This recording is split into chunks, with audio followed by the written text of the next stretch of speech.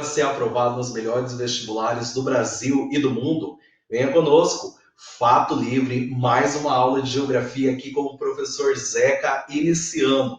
Falando aí sobre a América Anglo-Saxônica, dando continuidade do que nós introduzimos na aula anterior, proporcionando esse conhecimento sobre o continente que nós habitamos, ou seja, sobre toda essa base de desenvolvimento que favorece as nossas informações e o nosso conhecimento.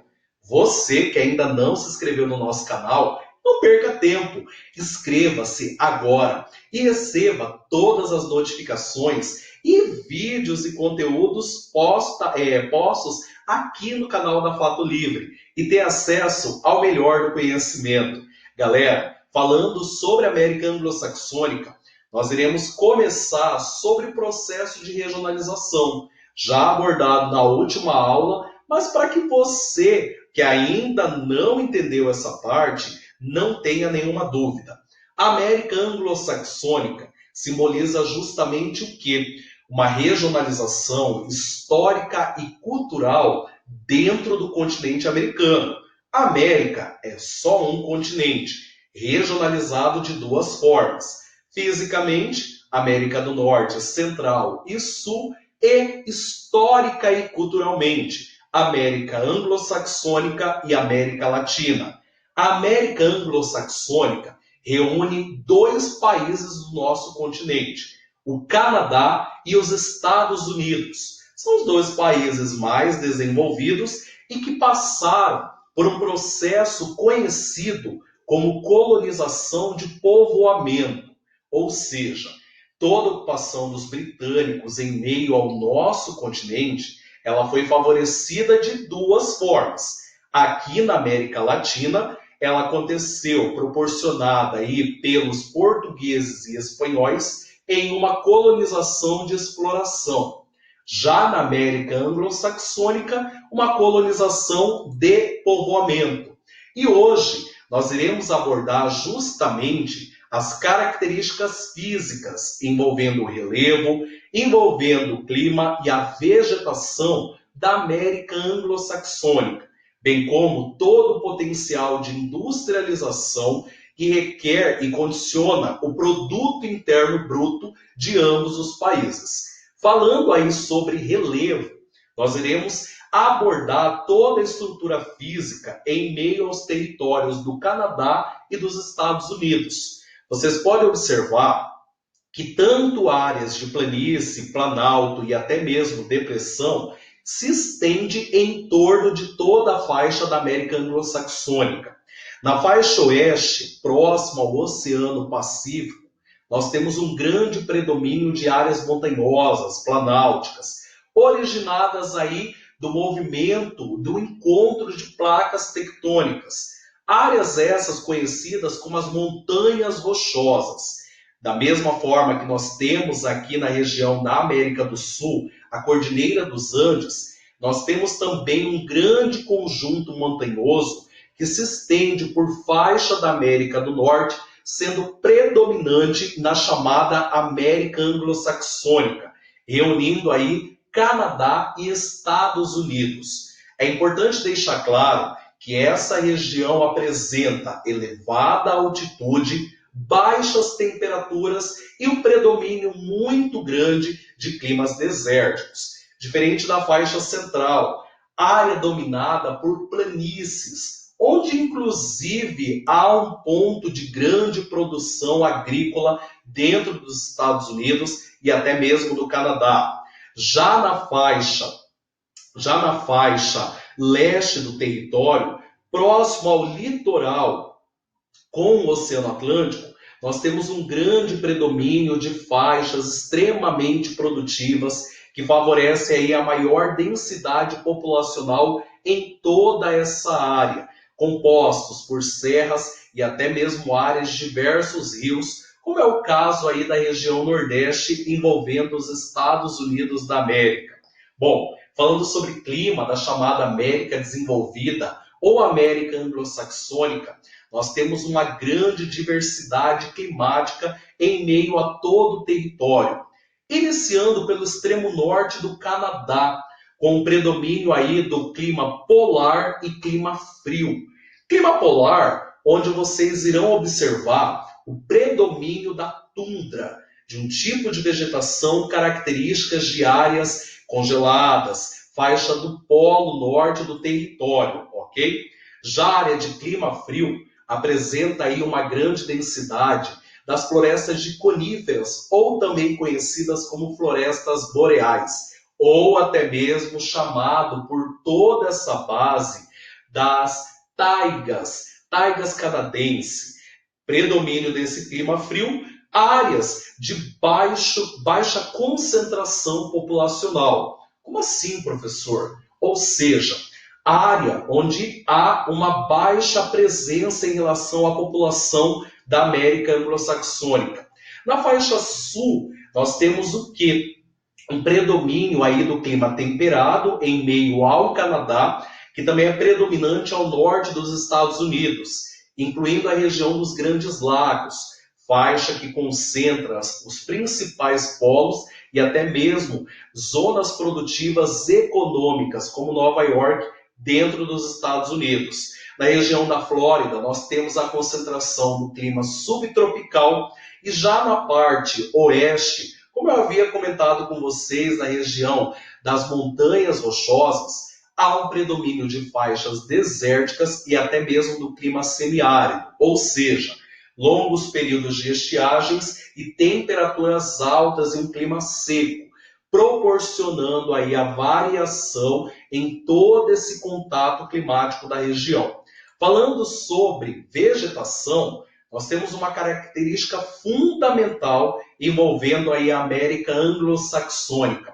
Um predomínio muito grande das chamadas florestas tropicais e das pradarias em relação a essa faixa dos Estados Unidos, isso sem falar nas florestas temperadas, que envolve tanto a zona oeste quanto a faixa leste.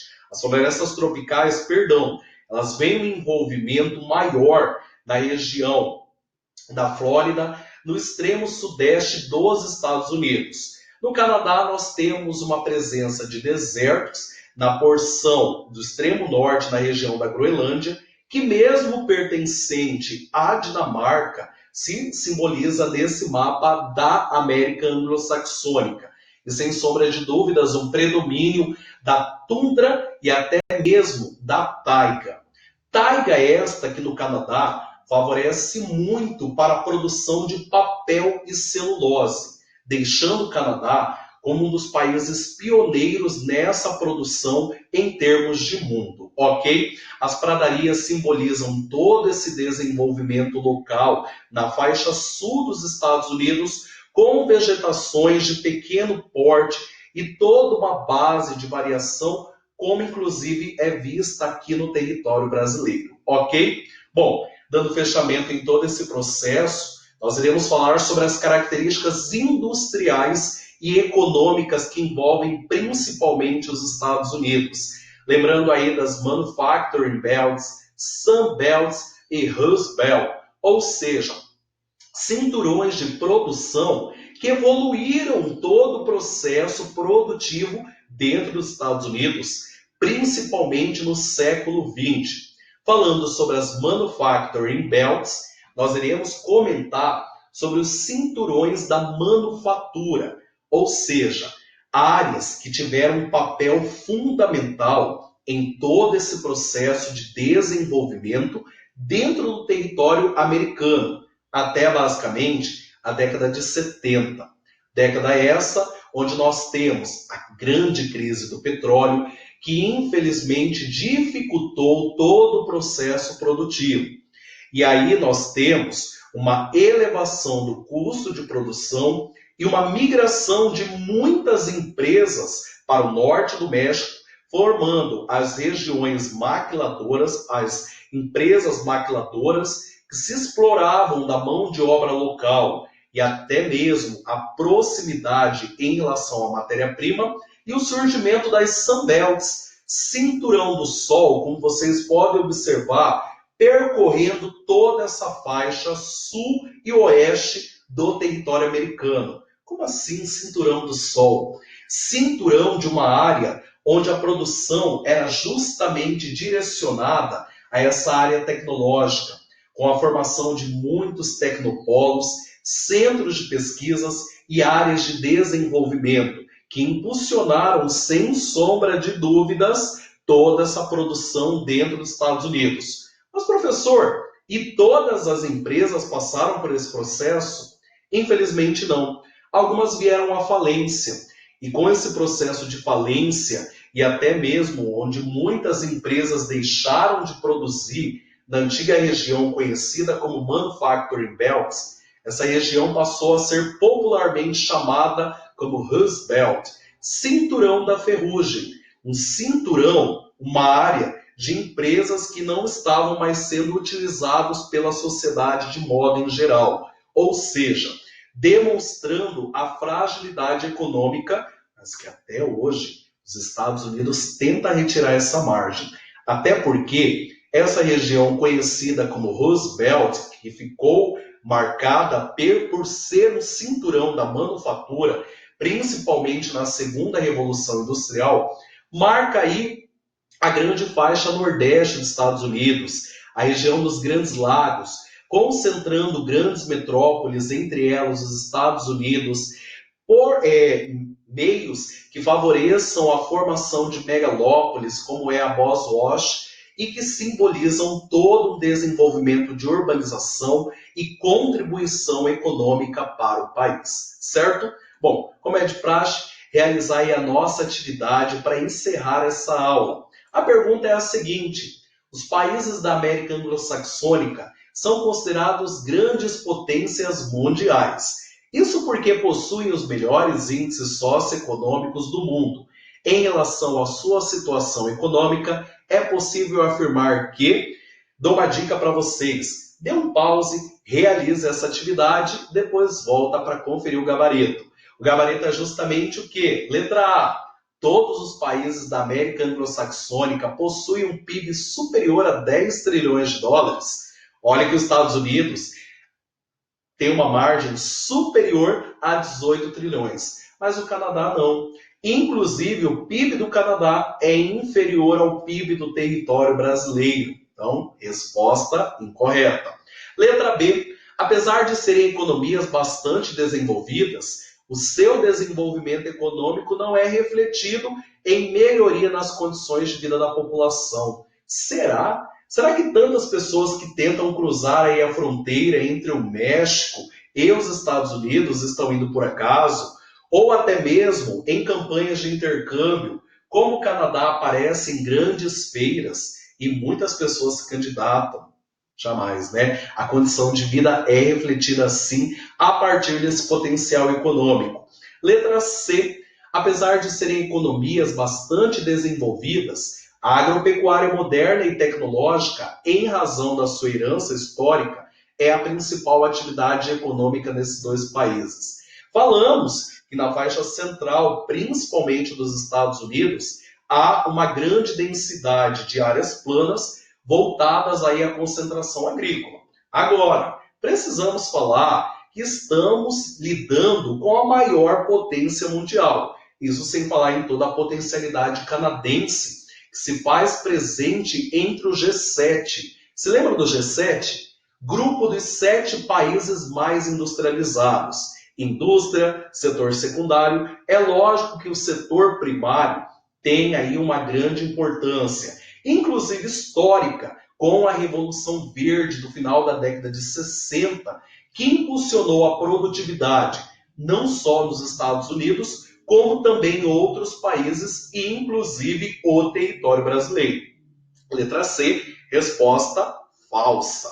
D. Todos os países da América Anglo-Saxônica possuem elevado nível de industrialização e o setor terciário bastante desenvolvido, sem sombra de dúvidas.